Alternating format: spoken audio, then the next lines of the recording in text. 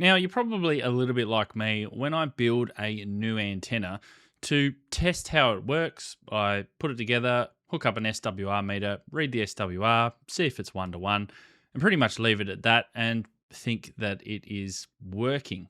But using SWR to judge your antennas, it might be wrong. What if there was a better way to be able to test them in a real world environment? Well, see, there's this mode called WSPR, Weak Signal Propagation Reporter. It is part of the WSJTX suite of programs. And in fact, I've got it running right here on the screen. You could see that I'm currently receiving signals here on 15 meters. But what makes this particular software really special? I've spoken about this on the channel before, but I wanted to highlight the usefulness and some of the standalone WSPR transmitters and receivers that you can get to test your antennas. So quickly, in a nutshell, Weak Signal Propagation Reporter is a beacon system. It's a little beacon signal that is sent usually for 2 minutes, and it is transmitted on all sorts of different amateur radio bands, and there's lots of different receivers all around the world on different frequencies that are listening for your beacon signal. You can see here on my current map that I've got here 20 meters. This is what I've been receiving and transmitting today. You could see that my station located down here in Australia has heard a couple of signals, one here in Europe and a couple here in the US. And I've only really been running this for the last couple of hours. Propagation hasn't really been the best. But where this really shines through is in the WSPR database. So if we go over, and the link to this website is below in the description, wisprnet.org. And here is a list of all of the signals that I have been receiving and also that have been hearing me as well. So you can see that there's quite a lot of different signals on all sorts of different bands that I've been running here. And we'll get into how I've been able to do this shortly. You'll see here that there's also different parameters. You've got call sign, you've got frequency, you've got the signal in signal to noise ratio. So this is below the noise. You've got drift, which is how much your signal actually drifted in frequency. You've got the grid square of the station that you received, the power level that they're sending, and also the reporter in this case, which is my particular station, and also the distance. So how does this actually help when evaluating antennas? Well, what you can do is you can transmit a WSPR beacon on a particular frequency to the antenna that you're actually testing. And then what you can do is you can go in and you can then benchmark it against other antennas that you might be testing, whether it's better or worse, or even if you're just getting out at all. So in my particular case, what I've got here is I've got the DX Commander, and you can see that it is working reasonably well. If I actually go in to specify some different parameters here at the top, I can go in here and I can select my band. So what we're going to do is we're going to go into 30 meters because I want to see how this particular antenna is going on 30 meters. The mode here, you can specify different WSPR modes, but we're just going to go all here for the moment, which will just show us everything. Now, we're just going to set the last 50 spots to show because we haven't transmitted or received that many. You can go up to 10,000, but we only need really 50 here. Now, this is the call sign. So this is going to show me all of the spots that have been heard using my call sign and also the ones that I have heard as the reporter as well. So I've just put my call sign into both of these fields here and I've just gone the last 12 hours. I can select hour, 12, 24, week or 2 weeks. Let's just go the last 12 hours. Now what we can do is we can go in here and we can sort this by all sorts of different parameters. Now I'm going to sort this by signal to noise ratio because I want to see what the strongest signal was. And we can hit update. So you can see here that the strongest signal I received was from KF2I. You can see that it was minus 16 below the noise floor. They were using 5 watts and it was about 16,700 kilometers. Now, that's not too bad. You can see here that the weakest signal is minus 27, which is really, really weak. And they were using 200 milliwatts, which is fairly low. And that was over 17,000 kilometers. But I can see here at a quick glance that my antenna seems to be working reasonably well. Now, if we want to go a little step further, so we want to go in and we want to see exactly over a longer period of time, because I've got a very short period of time here. if you click on this here, link to old database interface, this will bring up one of the older databases. Now in here, you can specify some different queries in here as well, very similar to what we just showed. But down the bottom here, there is a CSV function which has been disabled, it says here, until it's been fixed, so it's not working. However, you could just go in here and copy all of these fields down and paste them into, say, a CSV file, an Excel file.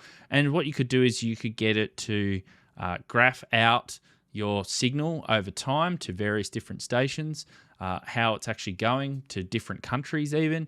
You could even use AI, I suppose, as well to evaluate one antenna versus another antenna if you had two whisper transmitters or two whisper receivers operating at the same time. As far as transmitters and receivers go, now you can use your normal transceiver at home. I have a IC7610 here. I can run this using the software WSJTX that you could see here running, and I can run Whisper just like that on any of the bands that the 7610 does, which is all of HF and 6 meters. But that really ties up this radio, which may not necessarily be a very good use for it. I probably want to be using my 7610 for something else. So that's where a couple of standalone Whisper transmitters and receivers come in from Zactec. Now, are you a new amateur radio operator? Some of this might seem a little bit confusing and there's quite a bit of jargon in there. You might also be wondering, well, what HF radio bands are actually good for me? When can I actually make contacts at certain times of the day, certain times of the year, all of those sort of things? Well, I know I had these same questions when I first began with amateur radio. So that led me to develop a structured course called Ham Radio in 30 Days, Zero to Hero. What this course does is helps you as a beginner practically navigate amateur radio. It goes through simple antennas for beginners. It goes and demystifies some of the ham speak and jargon. It gives the differences between HF, VHF and UHF, and also goes through propagation in real life practically. So if you're interested in learning from a practical standpoint, then have a look in the description below for a link to that course. This is the Zactec Whisper desktop transmitter. So you can see here that this is a standalone Whisper TX. You don't need any computer. It can just run off of a 5-volt power supply, connected to a GPS, connected to an antenna, and you're good to go. Now you can get these in different bands. You can get the model 2190 to 80 meters for 136 kilohertz up to 3.5 megahertz.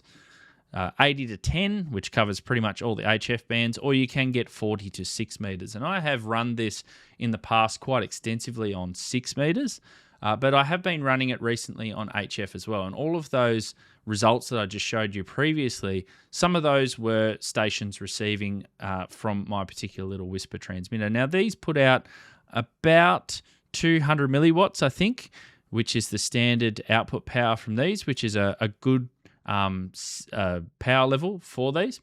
Now, the other thing that they've also got here is they've also got various other different products as well. And they have a Whisper receiver. Now, at the time of recording, this is out of stock, but you can sign up to be notified when they come back into stock. And this is a Whisper receiver, which does plug in to a PC, and you can run this as a standalone Whisper receiver. You can also plug it into a Raspberry Pi as well, which would make a nice little receiver. You could even remotely put it somewhere, perhaps at a remote location that you've got, nice quiet location as its own standalone receiver. So it's a really good way to be able to have that sitting there standalone. Now, these don't do 6 meters. They do all the way from 100 kilohertz to 10 meters, so all of HF. And you can see here that I've actually got mine running here right now, which is receiving on, currently it's on 20 meters. I've actually got band hopping enabled here. So I can actually frequency hop between all of these different bands. So at the moment, all this is, and I'll just show you here, I've just got my receiver here. The antenna plugs into one side, into the antenna input. There's a 3.5 millimeter jack here for the audio out. That goes to the computer, to your audio in, and then, or to Raspberry Pi if you want to. And then there's also 5 volts, which is feeding this.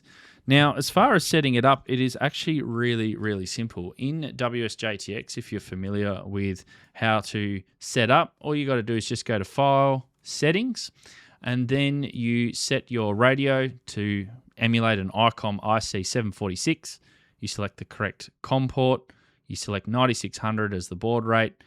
Leave all of this as default, and then you just select the audio input that you've connected your 3.5mm jack out to, and then you can just start receiving. As you can see here, I'm actually receiving quite a few signals right here at the moment. It's just switched over to 17 meters now.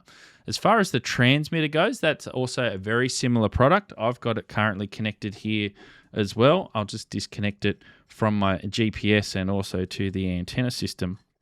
But it is a very similar looking product. It's got a antenna output, transmitter output here. There is also a GPS that you can use. It requires GPS for timing because whisper signals require very precise timing. So make sure that the time on your computer is also accurate as well if you're receiving. And that's pretty much all there is to it. Now, if we head back over to the program here, you can see that when I connect it up to a GPS, you'll see that the GPS information, the signal quality will come up. It'll grab a time, a UTC time, and it will also, if you've got automatic GPS location switched on, you can select here the position to be able to, the main head grid will come from the position here. But what I've just done is I've just manually specified it here. And then I've gone in here and selected all of the bands that I want. Now, this particular model is an older model that I've got. So the green tick shows the low pass filter that is installed on this desktop unit. So I can transmit on this unit on 17, 15, 12, 10, and 6 meters. So it depends on what model you get, will be dependent on what transmitter you can get. Fill in your call sign and all these other details. Select the power that you are running at the moment. Again, about 200 milliwatts, 23 dBm. Hit start and it will start transmitting.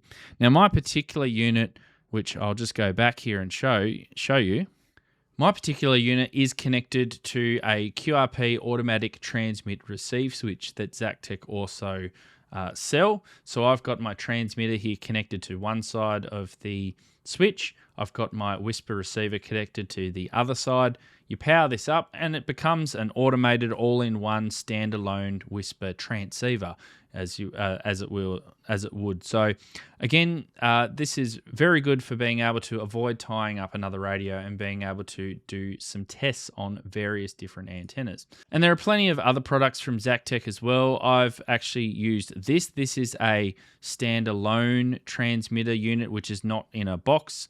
It is able to be used for experimental purposes. You can add your own low pass filter to this. It's an RF output on it. Again, no low pass filter, but you can build your own. You could use this for all sorts of different things. Functionally very similar to the desktop unit, but you might find that this is a little bit more suited to your experimentation. So have a look at that as well. I've used this to build a high-powered whisper transmitter. I hooked this up to a 6-meter amplifier and had this transmitting 50 watts out on 6 meters as a standalone beacon, which was really good. So there's lots of different products on the Zactec website. Have a look through. There's also some other Pico transmitters for balloons as well. In fact, I think I decoded one of those recently that was floating over near Australia, which is really good. And lots of different other low pass filters, solar panels, and other products that Zactec have. So check those out. Now, if you want to learn a little bit more about Whisper, I did a deep dive into setting up Whisper, what it's all about, how you can benefit from it in your particular station setup for evaluating, again, antennas, for evaluating your signal, how to set up the WSJTX program. That video will be over here. There is also a beginner's guide to FT8, which is another similar mode as well in WSJTX. You can also find that video over here too.